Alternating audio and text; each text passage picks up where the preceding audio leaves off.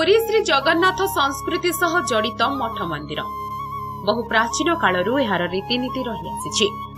तेबे वर्तमान समय रे मठगुड़िकरे बहु बाहर व्यक्ति आपराधिक घटना घटाउथिबा मठाधीश माने अभियोग करिसेंति। एपरिकी सेमानंकर जीवन प्रति विपद थिबा मध्य कहिथिबा बेले एथिपई प्रशासनर सहयोग लोड़िसेंति।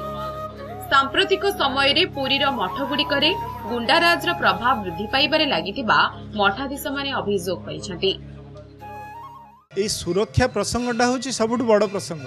वर्तमान मठ मंदिर को सर्वश्रेष्ठ स्थान बोली आम संस्कृतिर कहीं मन करूना, जहाद्वारा जेकोसी एक व्यक्ति मठ मंदिर को प्रवेश करुछि एवं आपण देखंतु विभिन्न स्तर रे भूमाफिया माने मठ मंदिर जगह को अधिकार करुछंती, जो माने निशाखोर अछंती से माने मठ मध्य प्रवेश करुछंती एवं विभिन्न प्रकार धमकाउछंती, विभिन्न प्रकार अत्याचार करुछंती। एहा प्रति विशेष भाव रे जदि ध्यान न दिया जाए ताले आपण जानि कि रखंतु ए मठ मंदिर संस्कृति महंत साधु संत संपूर्ण रूपे विलोप हो जिवे। घर द्वार छाड़ी सब प्रकार संपत्ति छाड़ी घर द्वार छाड़ी स्त्री छुक छाड़ी पिला छुआ छाड़ी सबू छाड़ी लोकटी आसी महंत होला परे से बर्तमान समाज जो सम्मान टिके मिलुथला सेतक मिलवा अवस्था नहीं। तेणु आम सरकार पाखे निवेदन करुँ टे सार गुरुत्वपूर्ण भाव में सरकार ध्यान दिंतु।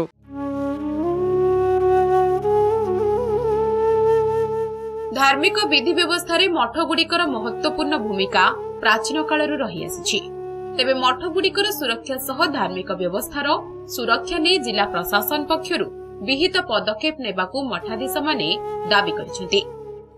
तेबे एने स्वतंत्र व्यवस्था करा जाउथबा कहिसेंति जिलापाल। मठाधीश मानकु नेई स्वतंत्र आलोचना करा जाई सेमानंकर समस्यार समाधान यथाशीघ्र कराजिबो बोली जिलापाल मत रखिसेंति। मठ भी जेहेतु आमर जगन्नाथ संस्कृति एवं पुरीर स्वतंत्र स्थान अच्छी तो से भी केमती गोटे सुरक्षित आटमोस्फियर रही डेफिनेटली इंपोर्टेंट।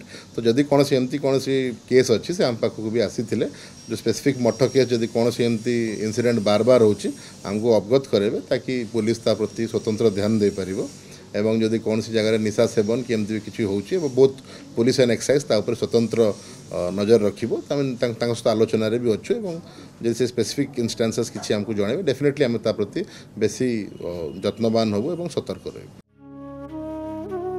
परिक्रमा प्रकल्प निर्माण परे प्रायतः सबु मठगुड़िकर उभय आर्थिक एवं निर्माण रे काया परिवर्तन होइतिबा हेतु असामाजिक लोकंक लोलुप दृष्टि पड़ितिबा अभियोग होइछि।